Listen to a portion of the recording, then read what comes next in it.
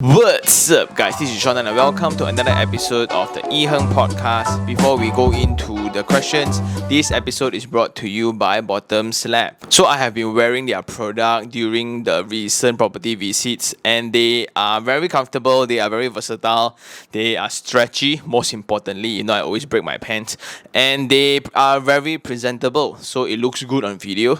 And if you guys are interested, I'll just put the link down below. Now let's head on to the question, and today we will read an email from Ting. Hi Sean, would like to ask your opinion on before I make my final decision. Some brief introduction of myself. I'm early 40s, staying with my parents and have a family of 3 kids. Both me and my wife are working, where my parents are retired. I'm staying in the same house since last time until I married, and now with 3 kids. My father intends to transfer his property, a landed single-story house at Cheras leasehold, which still have around 30 years, to me. Can you advise the procedure for the transfer and estimation fees required to complete the transfer? Is it then advisable to put 2 names for this transfer, or just my name, my wife, or my kids, which are still below 18 years old? Next question is, I'm in dilemma if I shall renovate the current house or buy a new bigger house, as my family is growing and I need more space. The current house is 3 bedroom, 2 bathroom, single story house 2070. My first opinion is to renovate the current single story and convert into a 2-story with 5 bedroom and 4 bathroom. From the initial estimation, total cost involved will be around 300,000. However, there are many procedures and work to be done. For example, regulation and approval, finding architect, renovation, find a temporary house to stay around 6 months, Can you propose some company who can handle all this hassle if I choose this option? Since it's leasehold, is there a concern for the application for renewal in the future? Have zero knowledge on this, but I might not be here anymore by then, haha. What is the best way to source for this renovation cost? I have some 50% cash and some stock, but I prefer to not liquidate it at the moment. Second choice, to buy a new house directly. Sell this house and continue to invest in equity to fund my loan repayment via dividends. Or, since the market price for this house is around 550,000. C, to keep this house for rental. Problem is, this is an old housing area, may not fetch a good rental income. By the way, I don't have any property at the moment. Hope to hear your comment before I could move further. Many thanks in advance. Ting. So thank you very much on the email, and it's pretty direct. So just to recap, your father is going to give you a leasehold house which left around 30 years. That is around 550,000 in Cheras. And you grew up in the house, you got married in the house, now with 3 kids in the house. Wow. So the questions are, number 1, what would be the cost to do this, right? Then, is it advisable to put only your name or joint name with your wife or with the children as well?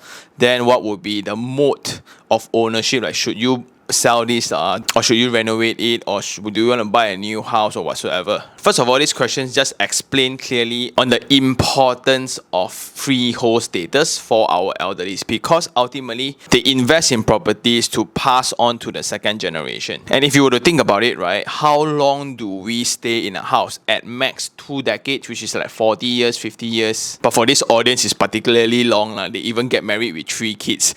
That's amazing. And that's because their grandfather made a really good choice. So just so happened, Cheras from a new village became a town, became part of an urban city along with Klang Valley. So it's so strategic right now to just go on to TRX. So kudos to your father first, thing. Kudos to your father. So for question number 1, what would be the cost to perform such a transfer? I think there's this new clause. I'm not too updated about this, but I think from family members to family, which is like father to son, or from siblings to sibling, right? There's a 50% or free charge one time of transfer, but you still need to pay some legal fees to it, maybe a few thousand. So I would suggest to get a quotation from a lawyer to do so. If you have any lawyer friends, right? Because sometimes it's service based, therefore there are some fixed fees, but there are some fees that can be negotiated as well. So from the government fees, I think it can be exempted to a certain extent. It's not really that expensive to do so.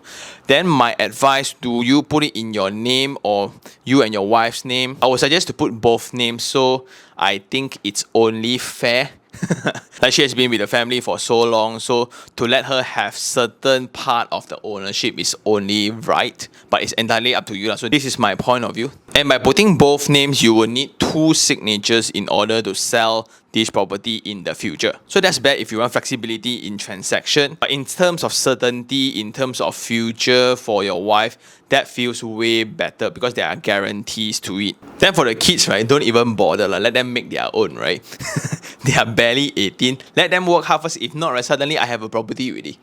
Action only. But just to clarify further on the matter, a lot of people think that, hey, is my name, will it affect my first property or my second property purchase or not? Because the 90% loan quota is limited, will it be affected? So that is when you check on CCRIS or CTOS, the quotas are applied to the housing loans you have. So your first terrace house, second apartment, third property that is a residential, if you want to buy, is limited to 70%. So it's based on the housing loan. So once you clear it, you will have 2 again. So it's always refreshed whenever you sell something or you pay up the housing loan entirely. Wow. Then the next question, the extension of lease for the property. So I'm not too sure about which part of Cheras is this, because some parts of Cheras may fall into Selangor and some parts of Cheras may fall into KL. And all land matters are state matters. So if your property fall under Selangor, there will be Selangor procedures to this. If your house falls under KL, then there will be the federal territory. Again, DBKL will be in charge of it. So my guess is KL. You just need to go on to DBKL and ask around what would be the processes to renew my lease. And this process will definitely cost more than a transfer.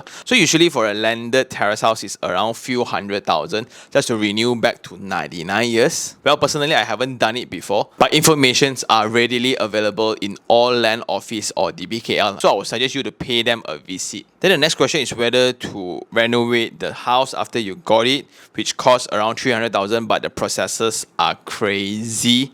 Yes, you mentioned it correctly. So what I would suggest is to get a project manager. So I don't have any recommendations, and that's the not so good part about the industry.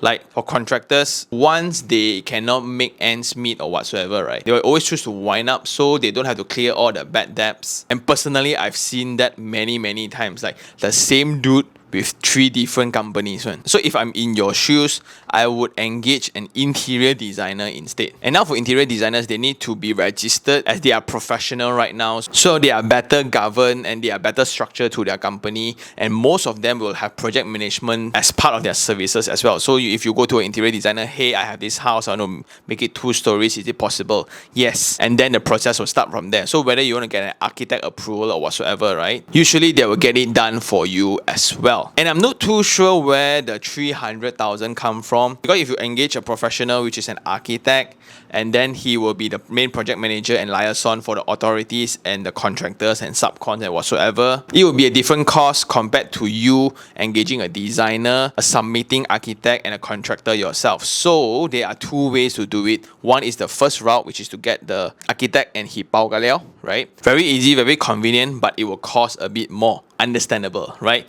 Or a lot of people will just do is they will somewhat have a drawing of the structure and then they submit and get approval for the renovation. Then they'll engage the contractor individually. Then they will become the supervisor on site, the project manager as per se, to witness and supervise all work done. Then when the structures are up, only you get an interior designer or you become the designer to somewhat tell the contractor what to do.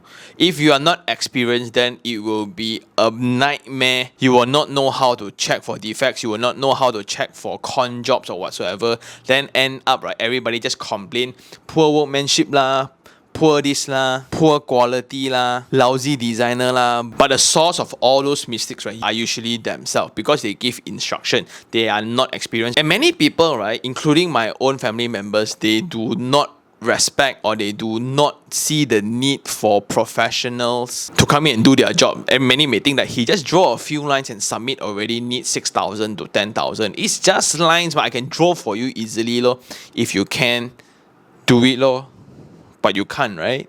In the end, an inexperienced project manager, supervisor or designer / owner himself will suffer the consequences. Like if you try to squeeze a contractor too hard, there are ways which are sometimes not ethical to do, but because you squeeze my cost, the only way to do is to not comply with authorities. Like electrical cables or plumbing, you will not climb to the roof and check. Even if you do so, you won't know what I install wrongly, right? So if the budget allows, so do engage professionals for their services instead of doing it yourself lah. Personally, from my own experience, I've went through this twice. Just because I'm not a paymaster, I got no say, so the house didn't really turn out very well lah. Then in comparison to that, do you sell the house and buy a new one because the house currently is 550,000? Instead of thinking about money, because since this is handed over to you, cost is not the main priority here, but the space requirement instead will be the main priority, right? You want to provide more to the family. The concern here would be the lifestyle, because of your kids, their classmates, their friends, their entire life revolves around that location. And I have seen this again many times where after my childhood friends, which we grow up together from primary to secondary, once they move out, right, they are lost for a while. All their childhood friends and connections and networks were all at the old location. That explains why a lot of old people do not want to move house even if their house is in the flood zone. Like we have witnessed, unfortunately, a lot of flooding cases around KL and Selangor. Sometimes you just wonder, why don't they move, right? Well, it's because their friends are there, their favorite breakfast place is there, their barber is there, the corner lot auntie used to jog there and they will say hi every morning, etc. Right? So it's all these things that indirectly forms a different part of real estate that we didn't really venture into yet, which is very interesting for me. It's really that 人情味啊. How do you say that in BM? 人情味, that community living, that human connections that you can find in very old address. For example, like OUG, for Star Park, for Wang Sa Maju, for all those new village, right? Basically, every neighbor knows each other, and when there's a new kid, oh, this one, the mother works where, the father works where. And those kind of spirits are just beautiful. Unfortunately, now we need strata title to enforce the formation of this kind of spirit. And the third option for you thing, which is to rent out the unit, but the ROI is not there because it's an old neighborhood, therefore the rental might be 1,001 at max, right? Generally, landed houses do not give you very high rentals lah. So my opinion would be this: let's not take the emotion side into consideration, just look at money wise, right? I would definitely get a new property because you have zero property, so you are still a first time home buyer. But just that, in order to find a property that fits your requirement of rooms, it's going to be a double story terrace house. And if you compare to the connectivity of Cheras, right, I don't think anything less than $1 million can be found. So without consideration of the emotion side, without considering budget, right, a brand new double story house would sound ideal for you because of your growing family. So I will hold the old house and I will move the family into a new house because it's just way more convenient, better infrastructure, and it's just easier like, compared to coordination. Like you say, you get a house for rental for the 6 months because when the house is torn down, cannot stay one ma. Then the amount of communication work, sometimes you really think that why I spend so much money and put myself through hell. It's very tough, seriously. It's not an enjoyable process at all unless you like it lah. Then it's a very different story. Then at the same time, the house currently is 550,000, right? I will explore the process on extending the lease first. So maybe the renewal of the lease is 180,000, maybe, I don't know. This is just a number plucked from the sky. 180,000 or 200,000 add on to the 550,000. So how much is a 99 years lease single story house in that area? So is it worth it to do so? Plus, if I want to rent it out, let's say 1,000.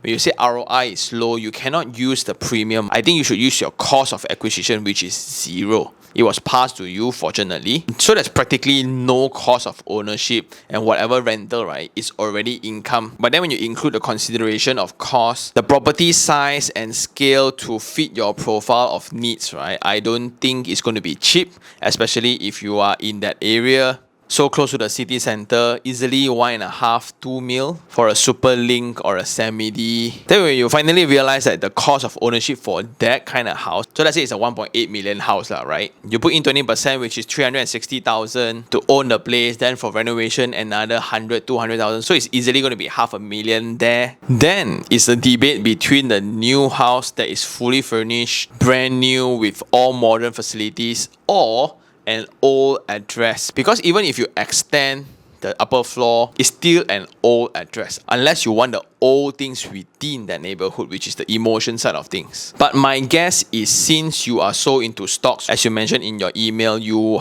have not bought any properties before, so property to you is somewhat like an obligation to provide for my family. That's about it. I will always stick back to stocks. It's not for investment, right? I guess the best way is to buy a new one, renovate it, then sell off the house.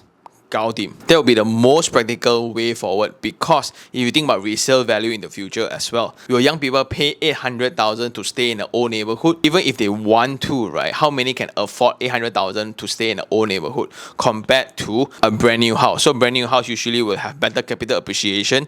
Yes, it's not as connected, but most of us now work from home. So that's my opinion. And this might be another wild suggestion, right? You don't really need to cough out anything or any money, but you just pay repayment by refinancing the house. So let's say the house is already under your name. What you can do is to first to apply for extension, and once you get it, right, the value of your house will go really drastically. So now the money that you have for the renovation, I would suggest to use it for the extension of lease first. So after the lease is extended, your house, so let's say it's $1 million now, and when you push to the bank, you can refinance up to 800,000. So let's say you don't want to refinance that much, you only want to refinance out the renovation cost to do it. Then indirectly, you don't have to cough out that much money, that much capital, to take out money from your investment as capital to do the renovation. So you take bank's money to do it. So monthly repayment, you can use your dividend to pay it. That's even better lah. So that's another way to do it.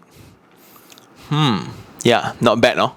And I think that's all for this episode. Thank you very much, Teng, for sending in the question. Hope this helps, right? And again, compliments to your father. And that is the core spirit for ownership of real estate lah. Everybody, old timers, right, all just like ownership of real estate because it can be passed to the second generation and you are the benefit of it. Thank goodness we are still in Malaysia where there are no inheritance tax, and it's also very kind of him to just transfer to you guys. I will not transfer. I will just write a will and you guys will get it when I'm no longer around. Again, that's just me. And for those who still have any questions regarding real estate, do just email me at taniherng@gmail.com, or you can just DM me on Instagram, iherng, and I'll see you on the next one. Ciao.